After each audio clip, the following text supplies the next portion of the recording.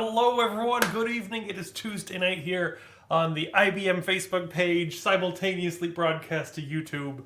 And if you're watching this on not Tuesday night, it's not Tuesday night, just to be clear. Especially with daylight savings. I don't even know what day it is, but welcome, you're here now. If you're here, please let me know in the comments. I see Charles is here from Cincinnati, Ohio. And we have from Kissimmee, Florida, Dan Irwin. Thanks for coming in. Does that mean you're from California, Dennis? And Calvin's here from Canada. Oh yeah, Canadians in the house. I'm broadcasting from my home in Ottawa, Canada. The snow is beginning to melt. It's beginning to look a whole lot like spring out there.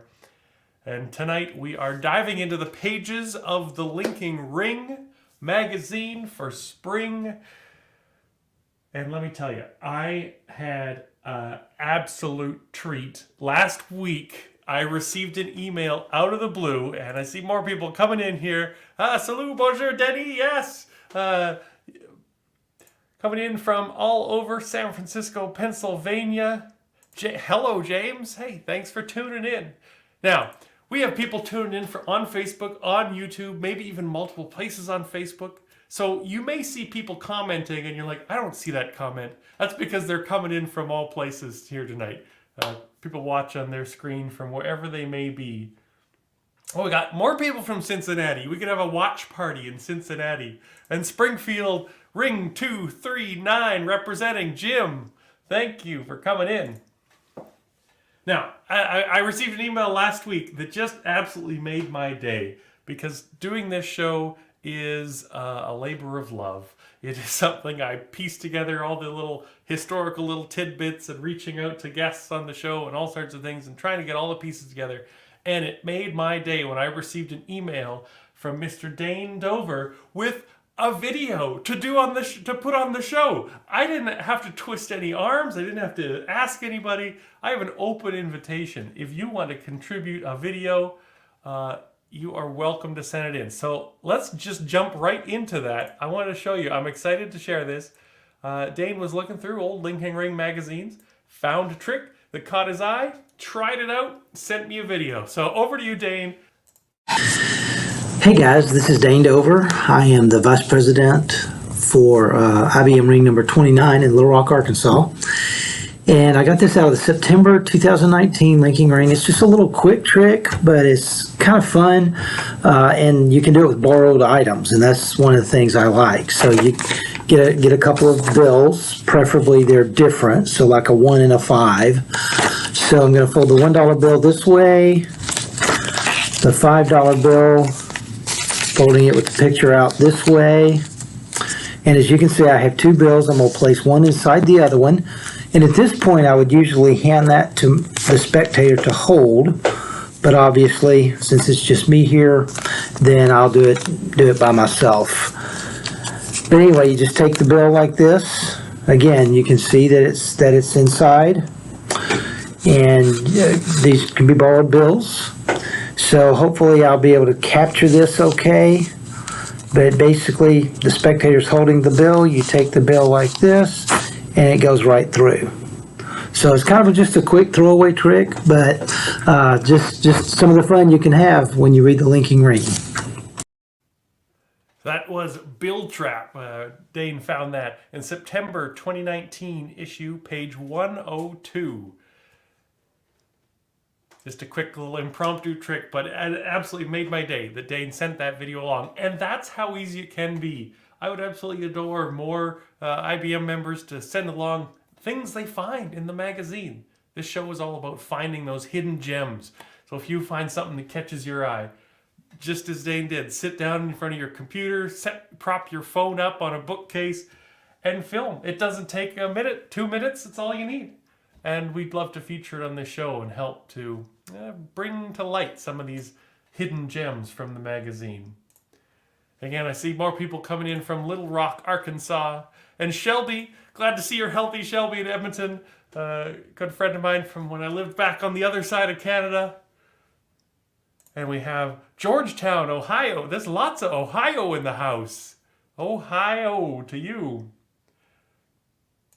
And yeah, and you're welcome to leave your comments for the people, even though they may not be here live in studio. They may be watching. They may be watching later, and they'd love to hear your comments and questions and thoughts. Bernard coming in from St. John, New Brunswick. We got good Ohio representation here tonight. Good Canadian representation tonight. Ariel's here from Toronto. It's what some people call the center of the universe. But good news. Everyone's in the center of the universe because the universe has no center. So it's expanding from all directions at once. Might as well make yourself the center of the universe. It's my science tip for tonight. So let's get on with the show. We have a couple guests coming in. I'm super excited about this. It's going to be a fun night of magic and tricks and sharing and different ideas. And my first guest here in the studio is a professor of law at the University of Mississippi. He's author of 11 books, including Gaming Law, which was the first university law textbook on the topic of gaming law. While studying law, his busy schedule kind of bumped him out of the magic world. But with the birth of his children and starting a family, the demand for birthday party entertainment grew so much that the spark was reignited, and I'm happy to say that he's back with us here, back in the magic world. Please welcome Ronald Rychlak to the show. Hey, Ron. Hey, Ryan. Great to see you. Thanks so much for inviting me. Thank you very much for coming in. So I brought you onto the show because in this latest edition, you have the One-Man Hocus Pocus Parade, sharing some tips and tricks and ideas. Yeah, I've read the Linking Ring forever. I never thought I'd write one of those. And it was my first notification that it was published. I mean, I wrote about a year ago, but the first time I found it was published was the email from you. So I was Surprise! Yeah. It was great. And by the way, I'll be from Ohio. I was born in Ohio, so I think that's why they're there you go. It's the home team coming up to support you. One thing that caught my eye about your parade is that you seem to be a person who's really focused on kind of practical entertainment. That's what kind of came through. You know, you're looking at ideas and adapting them and making them, fit your needs, fit your situation. And in some cases, you're finding things at the toy store, at garage sales, which I love that process. That's my favorite way to look at magic, is just looking at what you have and seeing how it could work. There's so many fun things. It's still fun to go to toy stores and garage sales and Dollar Tree, whatever, those kind of places, and look for things. And yeah, I absolutely love that. Another thing that kind of stuck out, a little kind of humorous thing, in the introduction to your parade, you were talking about your history in magic and how I think it was one of your college professors or the dean of a college was a magic magician. The president of Wabash College, who later became president of Rollins College, Thaddeus Seymour, what a great name for a magician or a president, Thaddeus Seymour, who was a great guy. And while I was in college, I would go to the president's office once a week to talk magic. And we even co-taught a class at the local boys club, a magic class. So it was phenomenal. Now, he had a box in his office. You want to tell me about that? I thought that was pretty funny. Yeah. He had a box labeled "New Tricks I Should Not Have Bought," and I've got a million of those. Yeah, I think we've all got. We need that box. It's nice that he was admitting it, basically. Well, he literally had the label on it, which I thought was awesome. Yeah. The first step is admitting it, right? Now, you. I assume you have a couple things you're willing to share with us tonight, kind of to give us a little bit of a taste of your parade. Yeah, well, the first one really is my lunchtime trick, and really instead of the normal lunch, I decided it was important. My wife decided it was important that I start doing some things like instead of just always bringing food, I started bringing workouts and bringing weights with me for lunch. So I started bringing my weights. And I get to this point in the trick, and I always I'm not sure what to do next. But anyway, okay, I admit it. I feel a little bit like a dumbbell now. So here's my little dumbbell now. It'll get better, I promise. Yeah. You're going to help me make a sandwich, if you don't mind. Yeah, yeah. Okay. All right. So I have here the reward. Now, if you do things right, you'll get to eat the reward. Or at least you would if you're with me. I'll eat it instead. But if you get it wrong, you have to eat the reward. That's the risk. I'm going to put it up here where we can see it. And it's really, from my bag, I have these cards that show items to make a sandwich. And I'll get them up closer so people can see. Bacon and hot dogs and peppers. This, by the way, I guess I'll point out, you talked about yard sales. This is a deck of cards, a toy game I found, Slamwich. And I found the cards, and I thought it was fun to think of a way to do something like this. So I'm going to make half of the sandwich. You're going to make the other half. I have a prediction right here. That's what this white piece of paper is. Oh, yes. If everything works perfectly, that would be great. And you will get the prize. You'll get to eat the sandwich. If it doesn't work perfectly, well, then you'll have to eat the sandwich. So, or eat the prize. So I want you to look away for a moment, because this is something that the audience are going to, because I'm going to pick half, and I don't want you to see what half I pick. Then you're going to have to pick half. So I'm going to pick half, and the audience can see what I'm picking here. I'm going to put it right there where they can kind of see it. Now I'm taking the cards. It's falling in my pocket, but there's only one there. I'm taking the cards and I'm mixing them up so that you can have the chance of picking the other half. Okay, so I've picked half in my pocket, and you're gonna reach over here and pick the next one for me. Okay. Can I look? All right. Well, you got it. Did you get it? I got yeah. That one, one different one. You want this one? Sure. Okay. Yeah. All right. Okay. All right. So you got this one, and I got this one. I'm taking that. Now, obviously, and I should have asked beforehand because it's sort of important. Do you have any peanut allergy? No.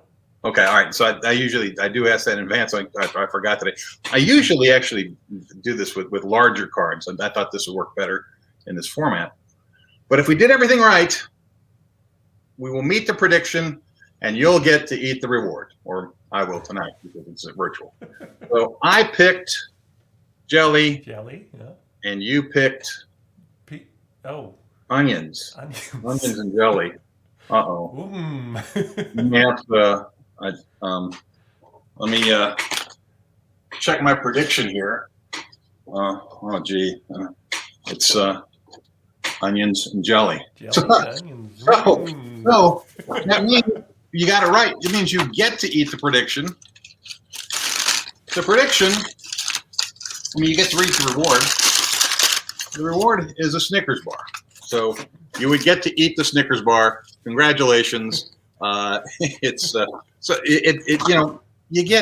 get children up with you. There's a lot of fun, I think, in that routine. The idea of you get to eat or you have to eat. And in fact, I'll tell you, I was looking away during part of that, but that's kind of a McComical card style thing, right? Absolutely. Yeah. And I've always liked that idea, and I never had a good one to do. Because I tend not to do actual card tricks for children. This is a card trick, but it's not with playing cards. And not that I have any problem with them. And I just think kids like pictures more than they like playing cards. Very relatable, yeah, much more relatable. And this seemed to fit so well. The Slamwich has a bunch of characters and stuff that I don't use. I just use the sandwich fillings. And what I actually did, and what I do a lot more often, I took these and scanned them and made big ones that I could use in front of a classroom or a school assembly or something like that. And so this is what I tend to use. And on back, I found some clip art that shows the back of a slice of bread. So it's kind of, and I've got all of the various mixtures there. And of course, I did it because having these cards, I could scan them and blow them up, and that's how I did it. But I realized that a lot of people might not be able to do that. So for your show, I got online and clicked around and found there's a there's a build a sandwich clip art you can buy for $5 from teacherspayteachers.com, and it would have everything you would need to put this together if people want to do that. I see David is here in the chat. He says he plays Slamwich. So David, you've got everything you need.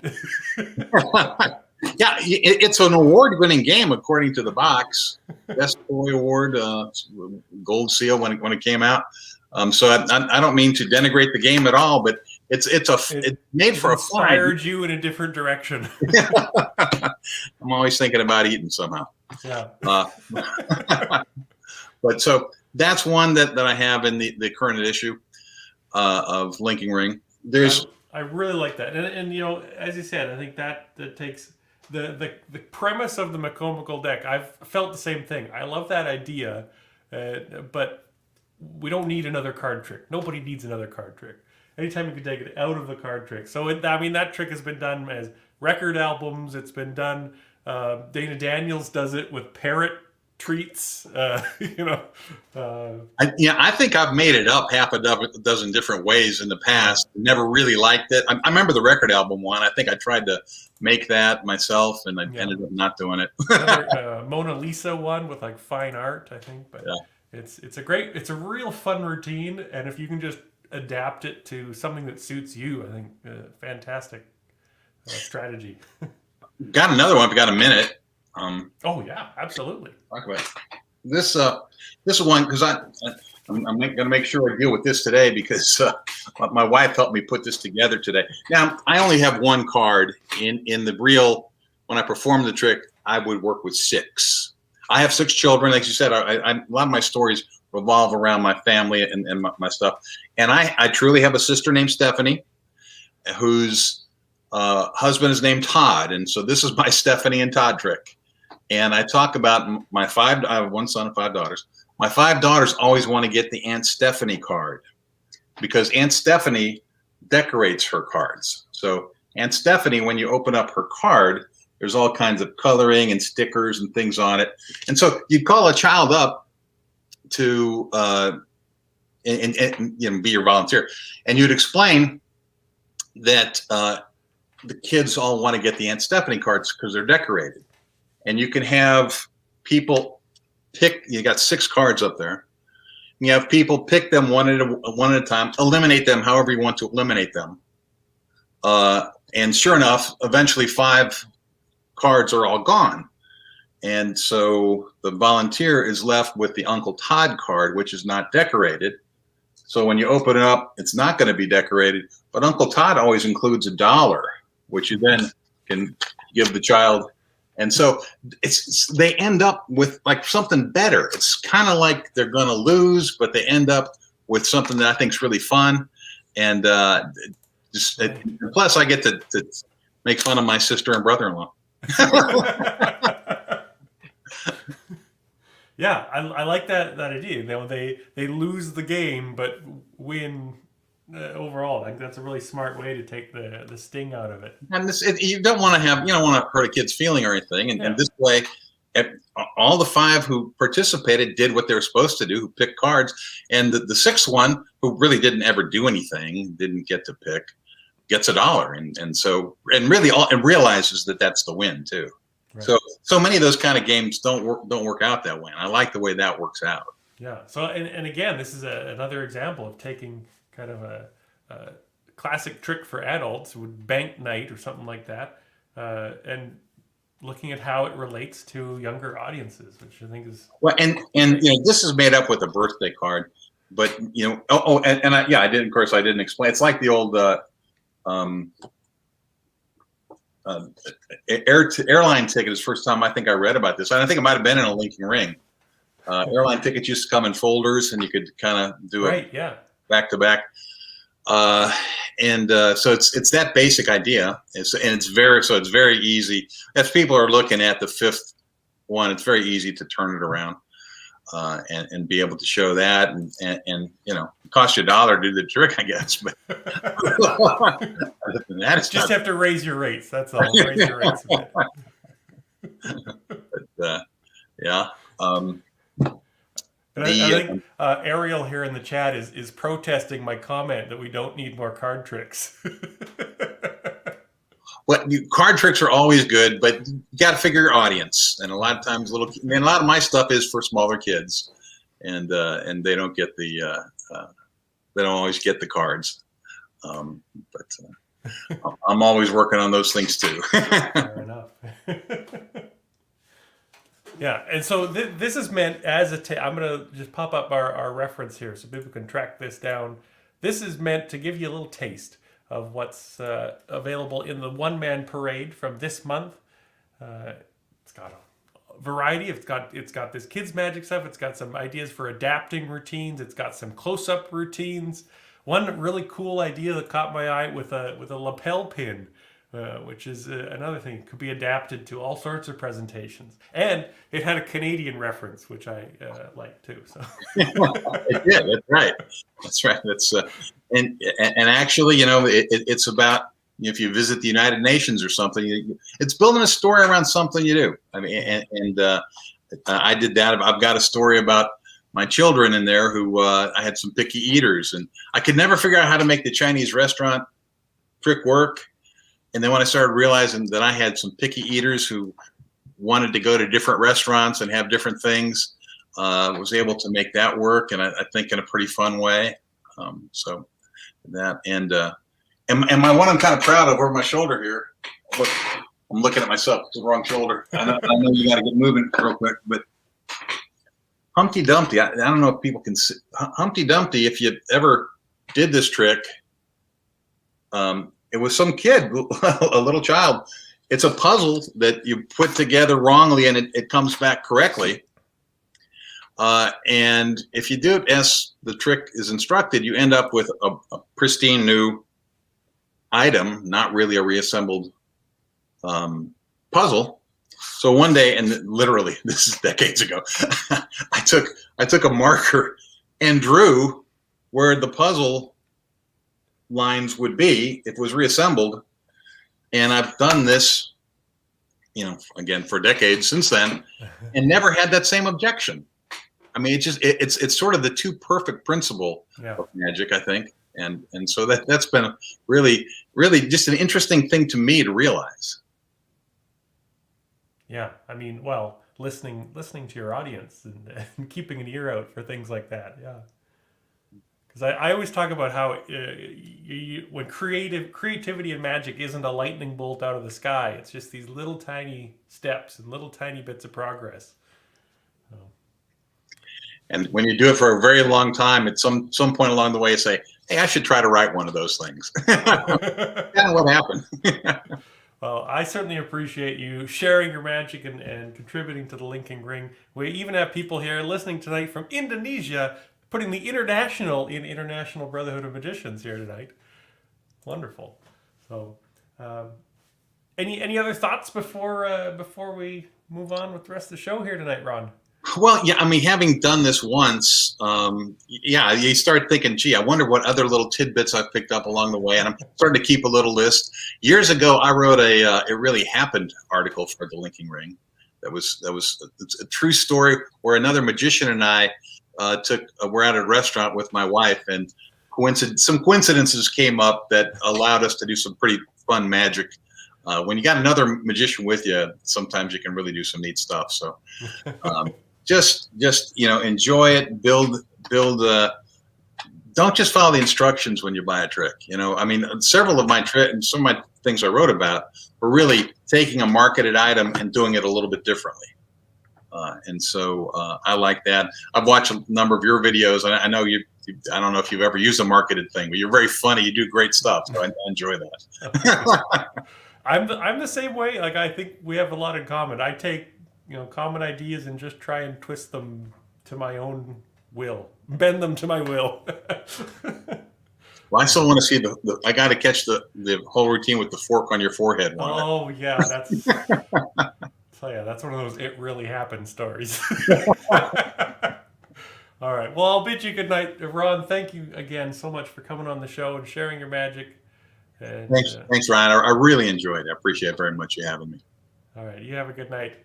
You too.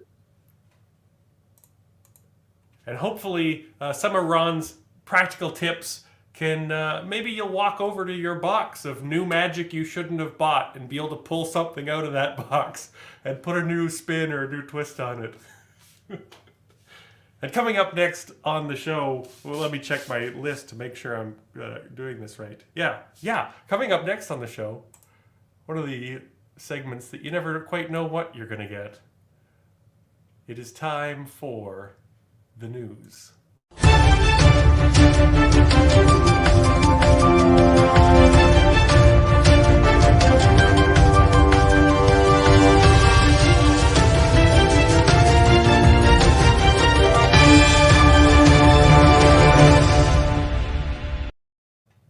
Sure, the tips, the tricks are the meat in the sandwich that is the linking ring, but there are also the garnishes, the little poppy seeds in the bagel of the magazine, and that's what I'm picking out of my teeth tonight for the segment I call the really, really late magic news, finding little tidbits and interesting comments throughout the ages published in the pages of the linking ring. To begin, we go to July of 1977, the column Magic International by William G. Strickland. The February edition of the Canadian Review carried a 3-page spread describing magic in Canada, with pictures and interesting notes about some of the country's outstanding magicians. Len Vintus is pictured with details of his magic career and reference to his recently produced World Directory of Magic. Never heard of that. Sounds interesting. Pictured with his cougar is Doug Henning, along with the story of his meteoric rise to stardom. His tutor, Di Vernon, is also pictured. And Sid Lorraine's achievement as writer, inventor, lecturer, and performer are also fully described, and with a photograph. Others receiving good publicity are our own Elizabeth Warlock, with news that she is to become a full-time pro. Ron Leonard, Mickey Hades, and Fernandez. Great publicity for magic.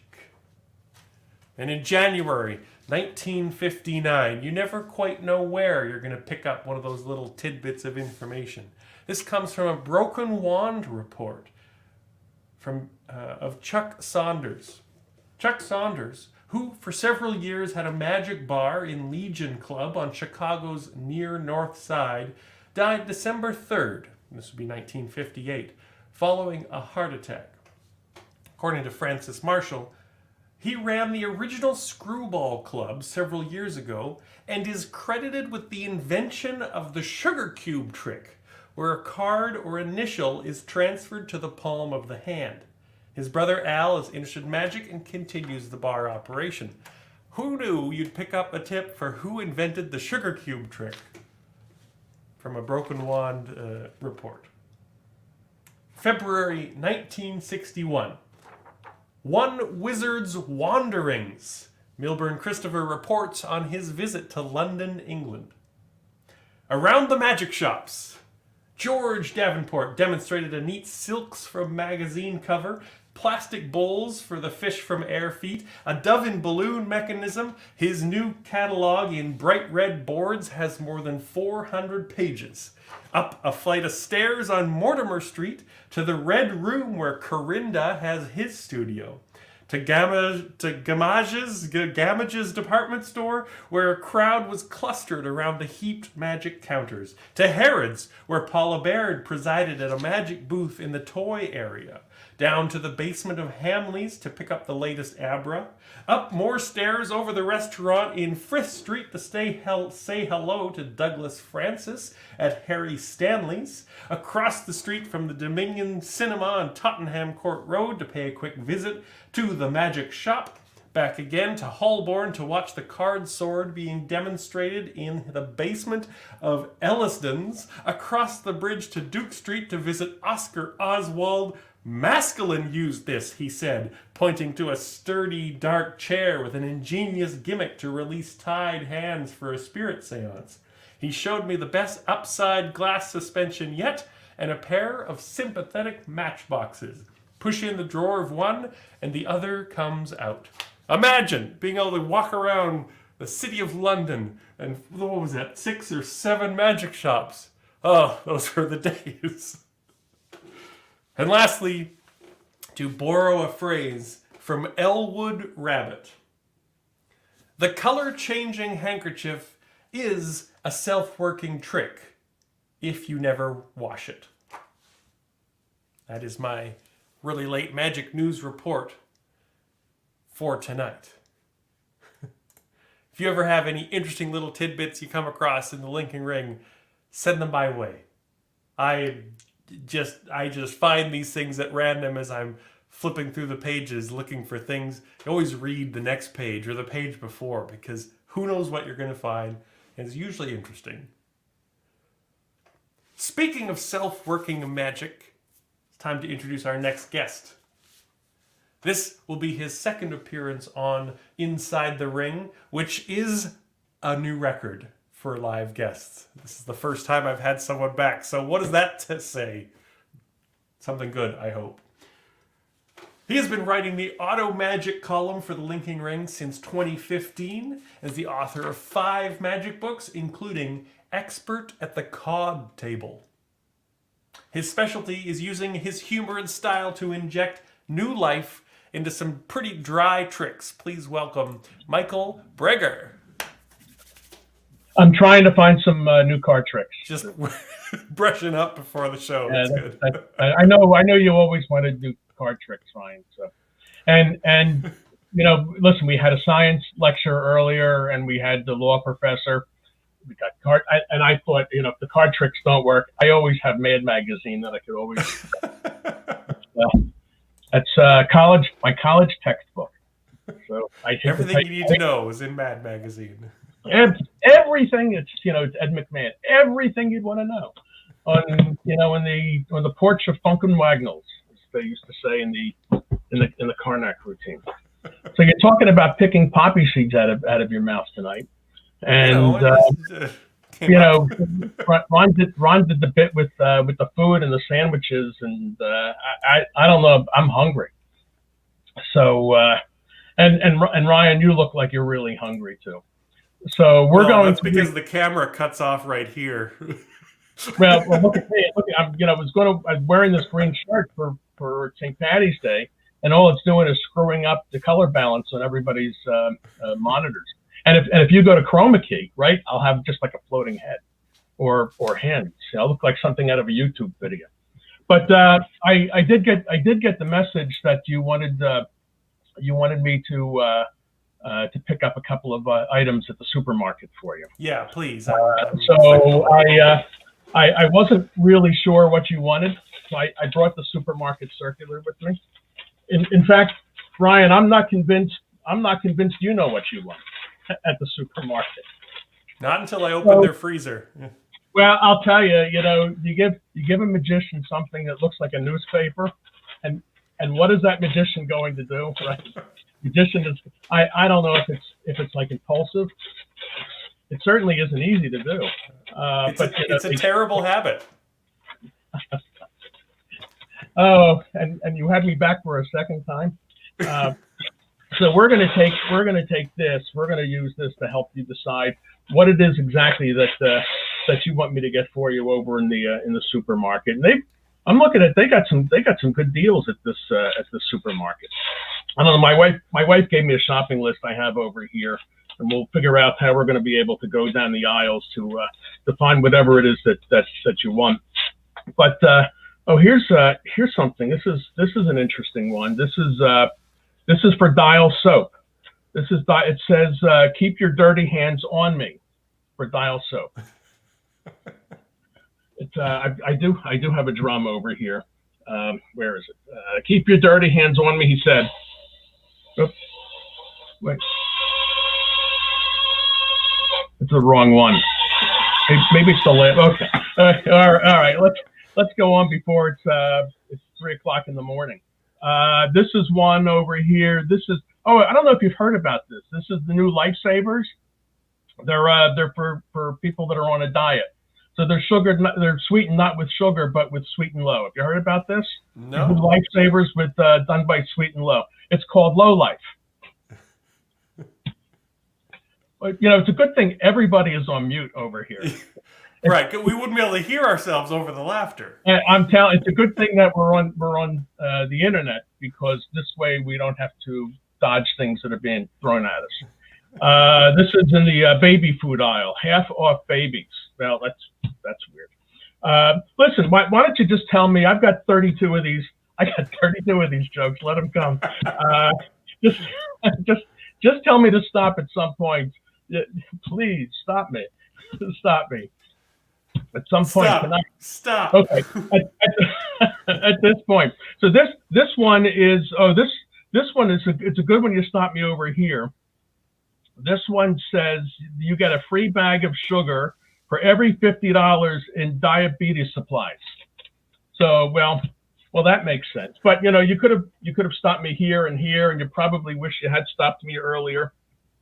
But what you ended up with over here is, and I have to admit, we tore these things up, and this is where you stopped me. And this one over here says, and this is legit, I'll show it to the camera, Schmidt's potato rolls 8-pack for $1.84, and it's half price. Or on the other side, you can barely see it. I'm going to switch over to, I got an overhead. Let me switch over to the overhead.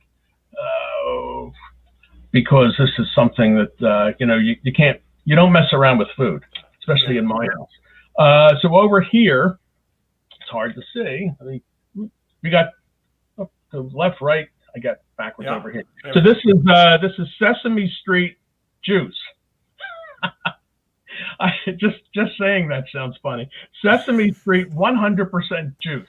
So I guess they sort of juice the Muppets, which is something that you don't want to admit that you're doing because you can get arrested. But Schmidt's potato rolls in an 8-pack, Schmidt's bread. Do you have a preference of one of these that you stopped me at? I think the potato rolls is the way to go. Schmidt's potato rolls. Now again, we tore up this newspaper circular that had all these, it had the Dial soaps, and it had the low life candies, and we're over here with this potato roll, and oh there it is, packaged bakery. Is that in focus there? Schmidt's potato roll. But what I really want to show you, and this is just the weirdest thing, I mentioned the shopping list that my wife gave me. You got to take a look at this. You got to take a look at this. What is that? Can you see what it says at the bottom of the list? Don't forget to buy Schmidt's potato rolls for Ryan at $1.84. There we go. I don't know how Marilyn knew that, but thank you very much, Marilyn. She's the best. And of course, it's $1.84, but to send it to Canada these days, it's probably going to be another $100 or $200. So you ain't getting your potato rolls. If we had a convention this year that was live, I'd give you the stupid potato rolls. But we'll figure out a way to shove it over the internet. And if you've ever eaten Schmidt's potato rolls, you probably wanted the Sesame Street juice.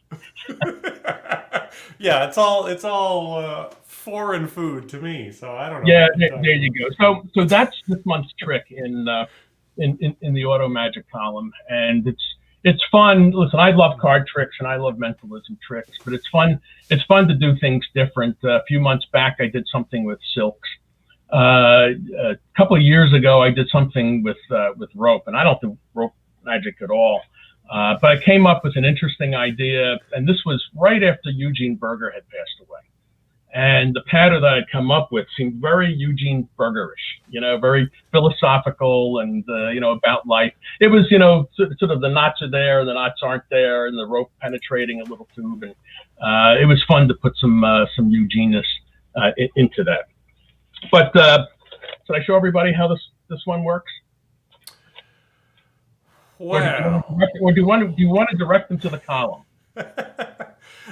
We can talk about it, but generally, all the details are available. Where is it? Right here, right in the column this month, March 2021, page 94, a day at the supernatural market. But I think we can definitely talk about it. And especially if there's anything that didn't fit into the column, little tips and tricks, this is the perfect place.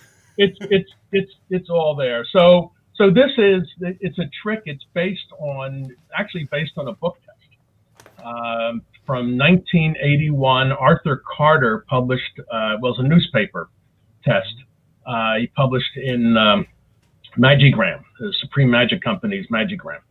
And I've seen it adapted not only to books and newspapers. I was playing around with it. I know we were talking beforehand. When I'm not using, this is perfect to use a supermarket flyer because it's something that has pictures on both sides. And you can use, you can go and you can pick out the various items. You can use, if you've got a big stack of coupons, you can skip the tearing part, but what fun is there in that?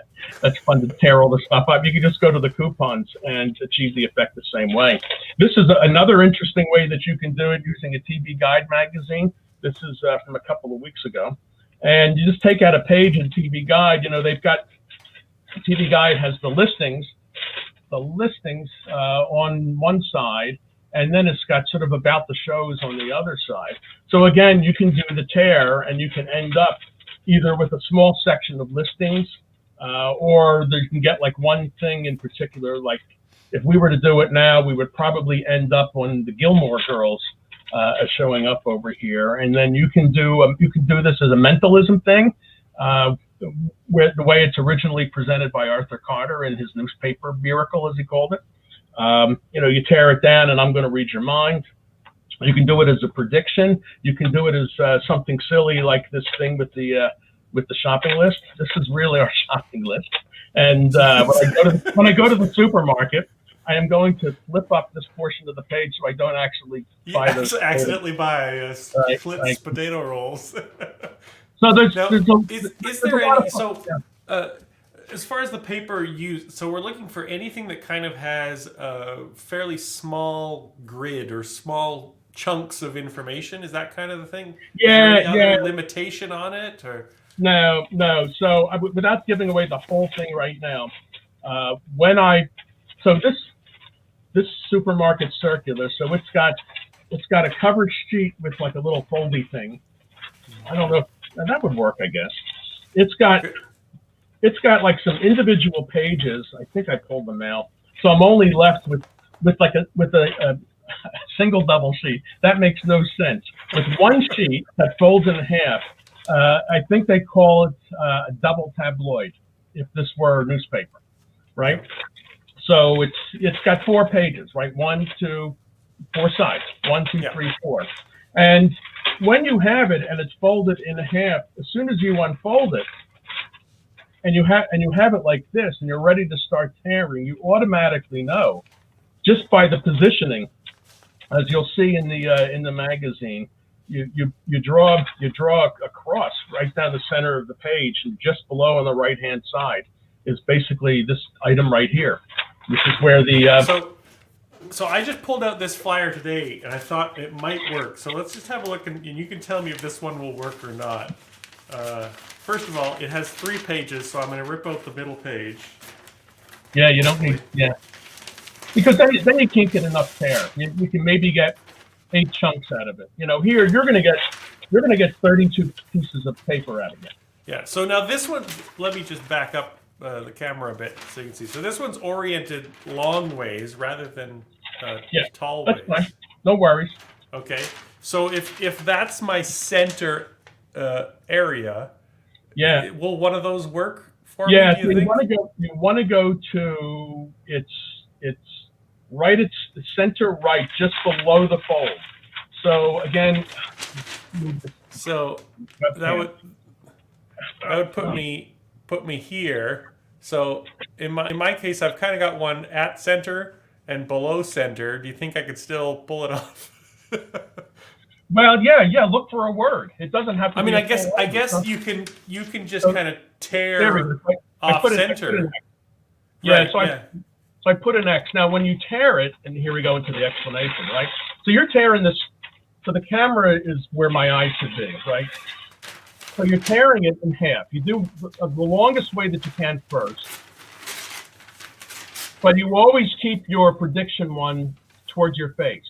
So you take this one that you tore and you put it towards the audience, and then you turn this, and then you tear it again, tear it in half again, and take this and put this in front of the audience. So your prediction this one with the X, it's always at your face. Oh. And you can turn this any way you want, but when you put it together, again, the prediction is always at your face, right? So essentially, you end up tearing around your prediction regardless. Yeah, exactly. But the section in your hand that has your prediction, you always put that at the bottom towards your face. Right. So here we just tore it enough that I've got 32 chunks over here.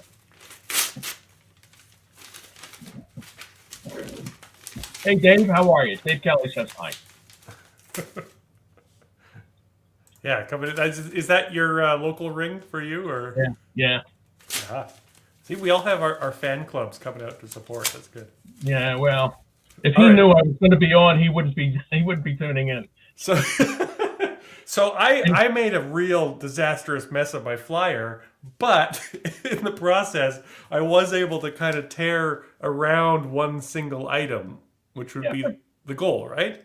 Yeah. But let me tell you, when you're doing all this tearing stuff and relaxed and telling jokes and doing stupid stuff, nobody knows what's happening here. No one knows that you're going to be going into a mentalism piece. In fact, if you do this for most magicians and you start to tear newspaper, I mean, what do you think we're going to start thinking, right? You're going to be doing torn and restored newspaper, which isn't a bad idea. At some point, maybe you can do torn and restored newspaper after you do this trick.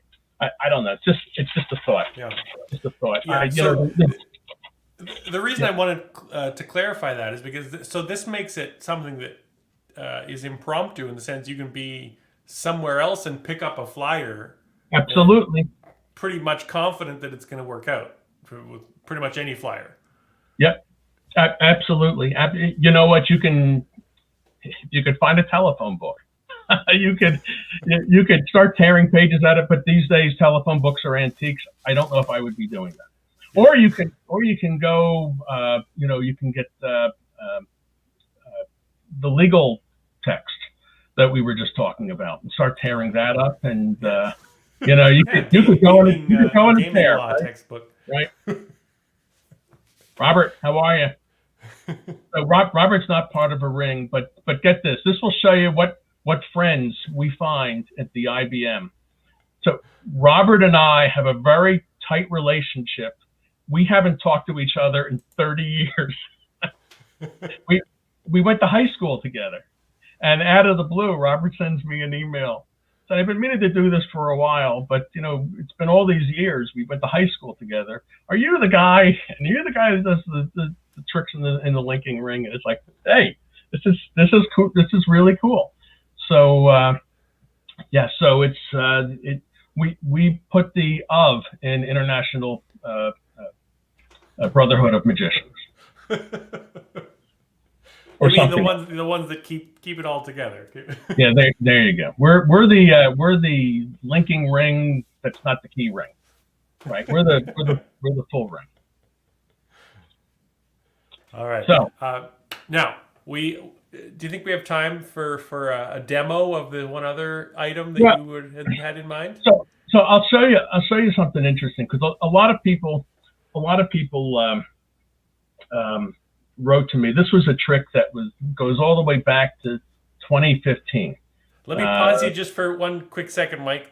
I saw someone comment with a pretty cool idea. You could restore the paper, which would be missing the forced piece, which is perfect because you already know in advance what that is. Yeah, that's a great idea. That's a fantastic idea, Jim. Thanks. And I see it right down there. Yeah, awesome idea.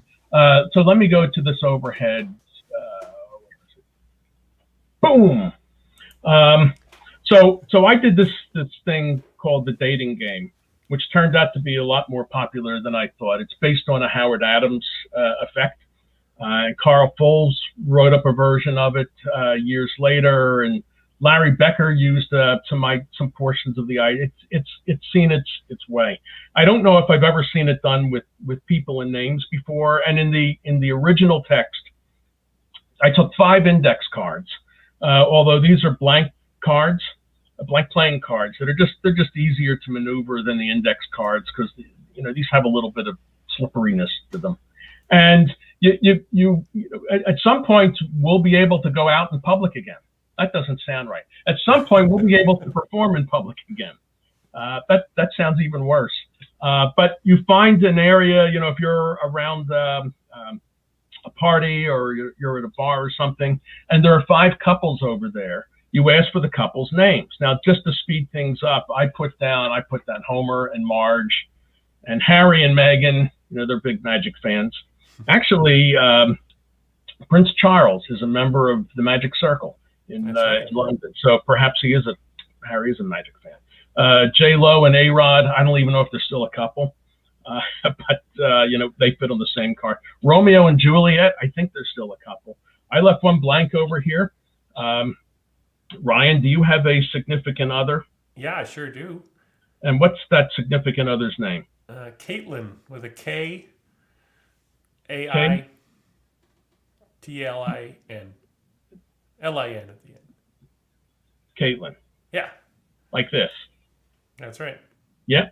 So the original version of the trick, you take the names of the people, these lovely happy couples, and you put them on the cards, and you say, at some point in our lives, oh, it's late, I'm not so strong. At some point in our lives, we worry that somehow some forces might not bring us together, or we can go back in time before we even knew each other.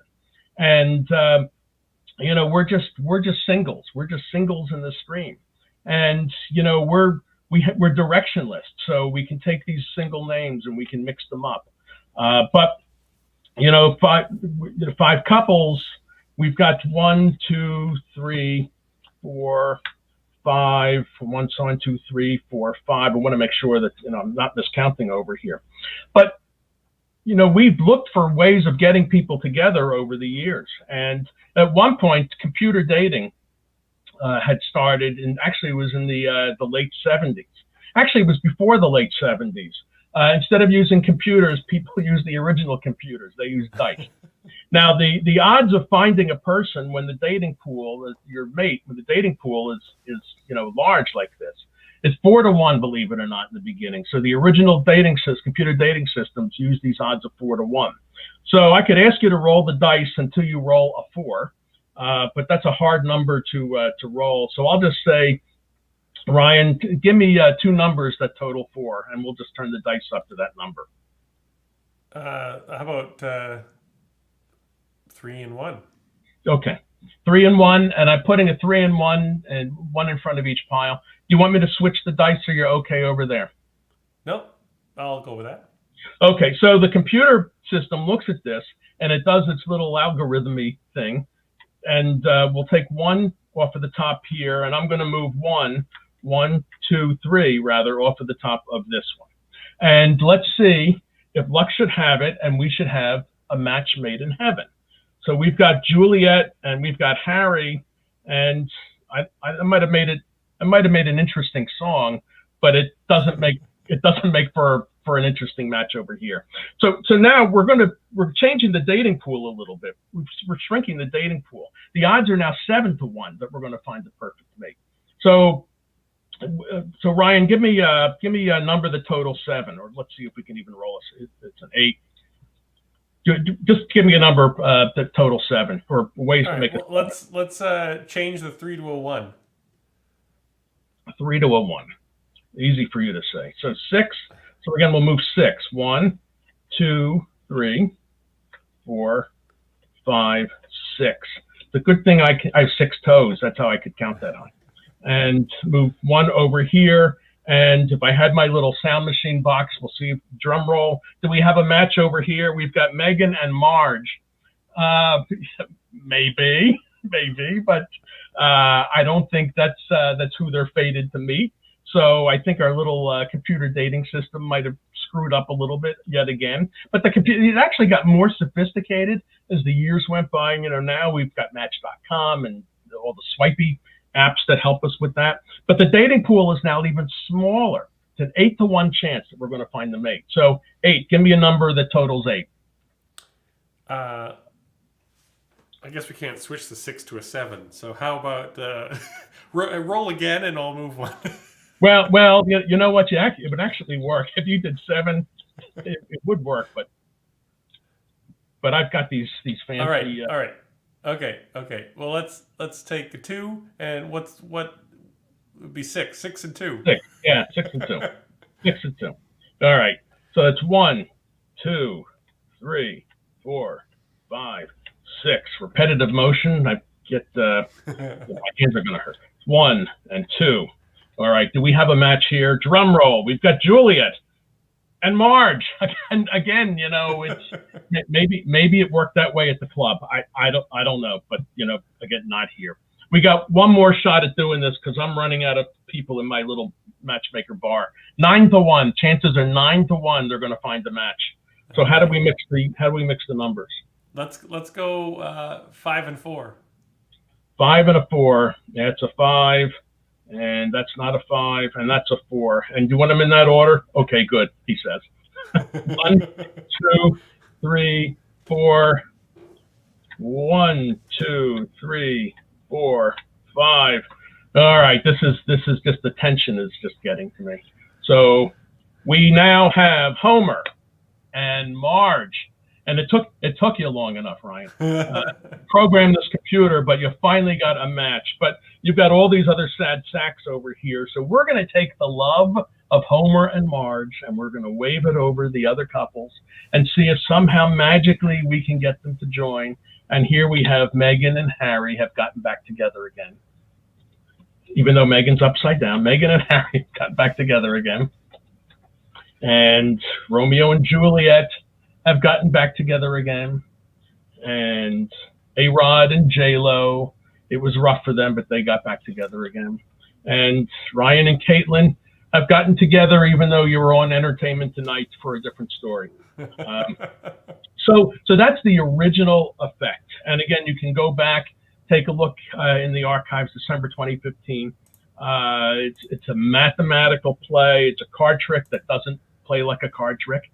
And it's fun to have people get involved and you write their names down, and it's fun to tear it up and do this little bit. And if you don't have any dice with you, if you want to do it impromptu, tear up a business card and say you've got invisible dice, because as you said, if you wanted to do a 7 and 1 when it was an 8, you could do that. If when the number was 7, you could have 7 and 0. You could have had 4 and 0 if you wanted to.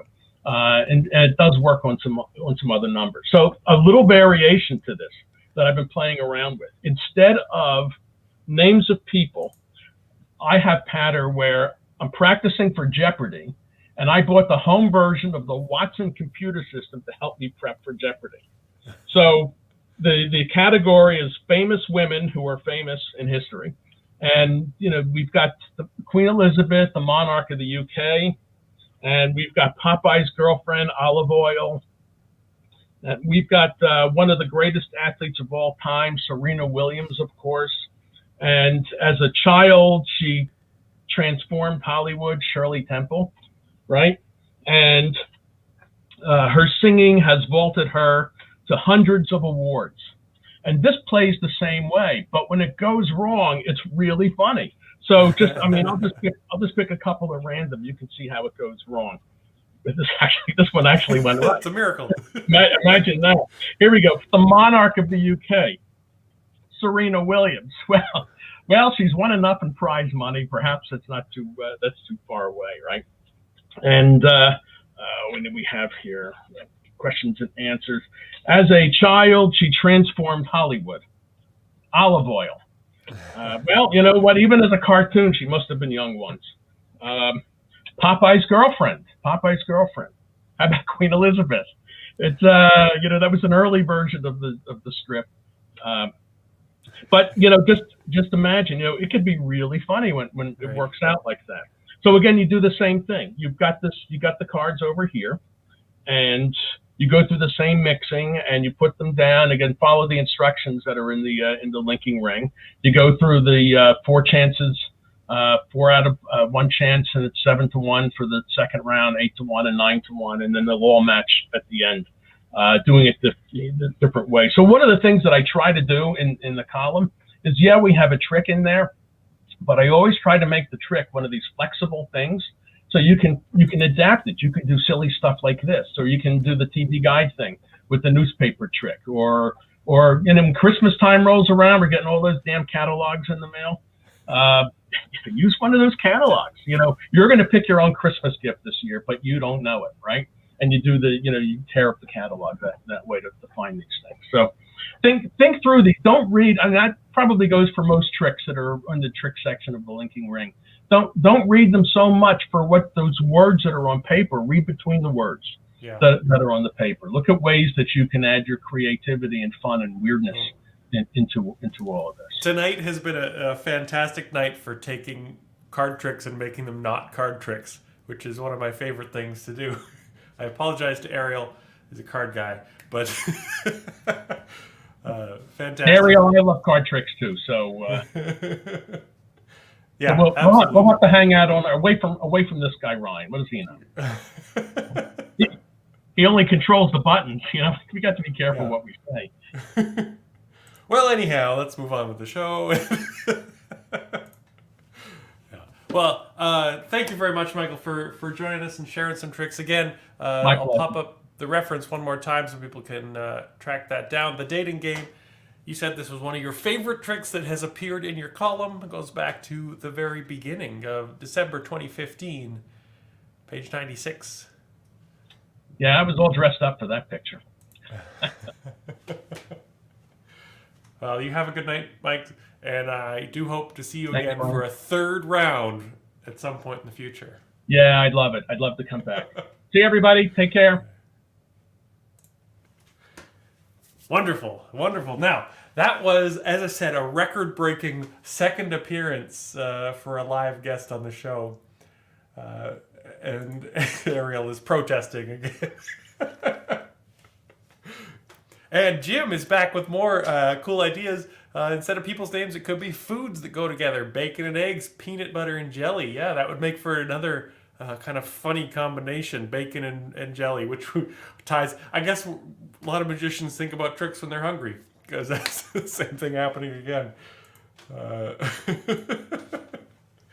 So there is one other person who used to be tied for the most appearances on Inside the Ring, tied with me for being on every single episode, and that was the columnist of Card Corner, Mike Powers, because every month for his column he puts together a little video, and he's allowed me to feature those videos as part of the show. Today I was prepping for the show, and I discovered, much to my surprise, I peeked in the Card Corner, and Mike wasn't there. No siree. The column is still there, the trick is still here, but Mike has brought in a guest to his Card Corner video. So please welcome Luis Carreon performing his own trick from Mike's column.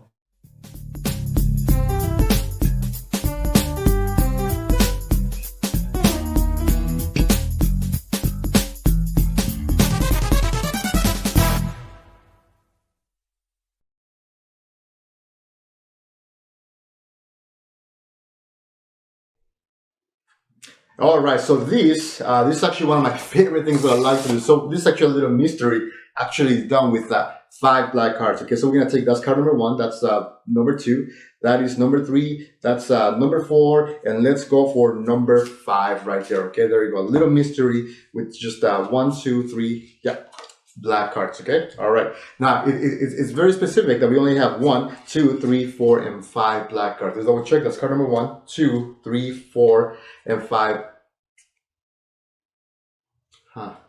You know, it happens that sometimes the card actually gets stuck to each other. I mean, it could happen, but don't worry, we can still do this with this 1, 2, 3. We can still do this with 4 black cards. Okay, all right. And let's just double check. Yep. See, no problem. We can still do this with how many cards there? Exactly 4 black cards. You can see that's 1, that's 2, that's 3, and that is 4 black. Oh, that's weird. Listen, don't panic. We're gonna pull this up because we can still do this with 1, 2, 3 black cards. See, that's it. 3 black cards. No more less. Okay, that's what we need. 3 black. You know what? That's okay. You know what? We still got 2 more chances. Okay? That we still got 2 black cards, and there's nothing else we can do with 2 black cards because now we got rid of that red card, okay? But we're gonna continue with only 2 black. Jesus Christ. You know what? Let's get rid of it. Let's try it one last time because now we have 1 black card, but I think we can still do it, okay? And you know what? Never mind. We're just gonna get rid of that card as well, and I guess that didn't work out this time. Okay, I'll keep working on that 5 black card trick. Okay, and I'll let you guys know if I ever get it. Thank you. That was Luis Carreon performing his homing card routine, which Mike Powers says is a bit of a knuckle buster. You may have seen some pretty slick sleight of hand in there, so it's something to practice, something to work on. But you can find that in this month's Linking Ring magazine.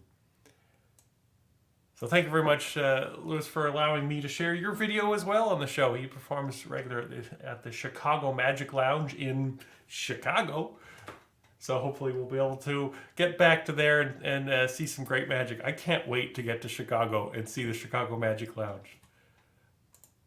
And somebody in the chat says, I want to learn that. Yeah, it sounds tough, but I believe in you.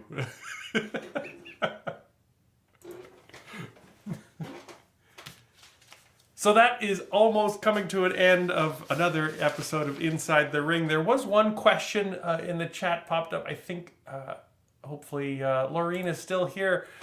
Came in late. Is this recorded anywhere? Yes, it's recorded everywhere on the internet. These shows are archived and available. You can check out any of the past. This is episode number 6. So any of the past 5 episodes are available at insidethering.show. And it's going to keep on going. Every month, we look not just at the most recent edition of the Linking Ring, but it's open season on the Linking Ring magazine. You can go all the way back to 1933, I believe, is the first, maybe, 23? Anyway, a long way back.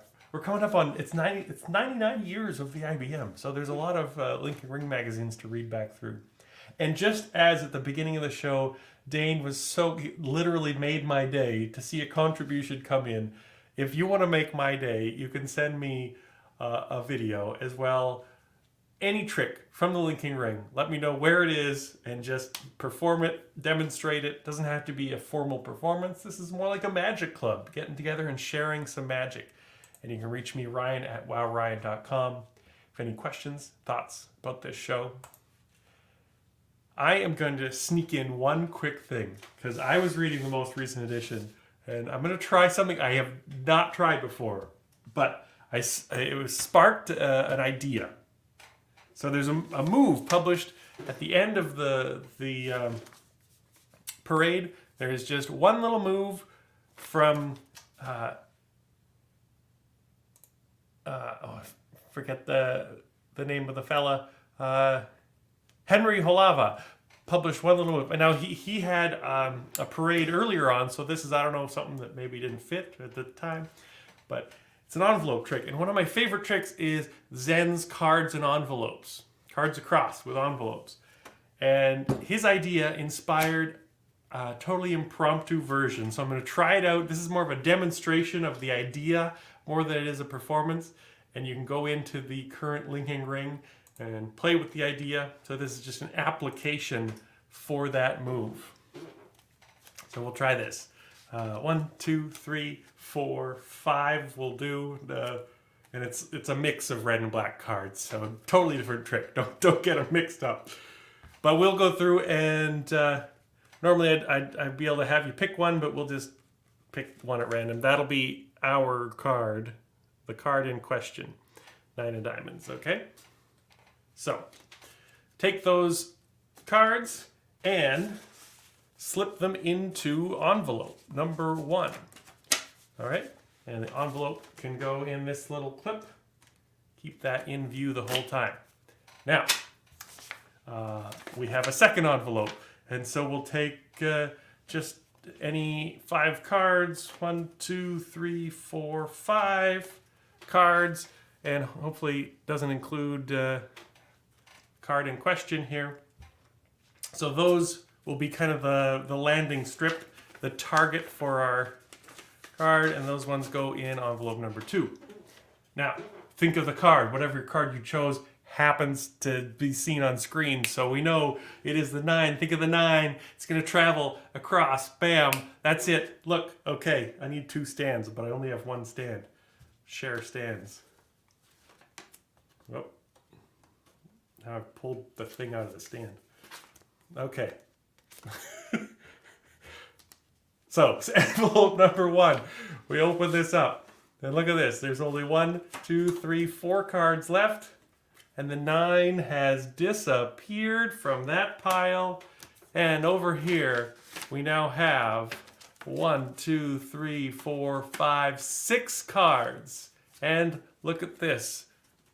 1 card. Doing it backwards. There we go. 1 card in the middle. That is your traveling card. So, again, that was a quick demonstration of my idea. Popped into my head based on that move.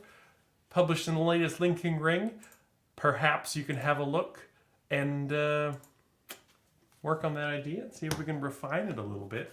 If so, I'd love to hear from you. But that is a impromptu handling, potentially, for a Zen's Cards Across effect. That's all I got. That is Inside the Ring for March 2021. Thank you, everyone, for tuning in on YouTube, on Facebook, joining us here today. The invitation is open. The table, there's a seat at the table for you. If you want to find something on Linking Ring and contribute your performance, demonstration, video, thoughts, join me in the show. However, as long as you're talking about something tucked away in the corners of the Linking Ring magazine, it belongs on this show. It's the only qualification. And Christina, thanks Christina for tuning in again. David says he loves Zen's cards. Absolutely. So many different versions of it. I love playing with all the variations and playing with envelopes that do that too. So thank you very much, everyone, for tuning in. Have a wonderful night. And that is it. I'm out. Wand drop.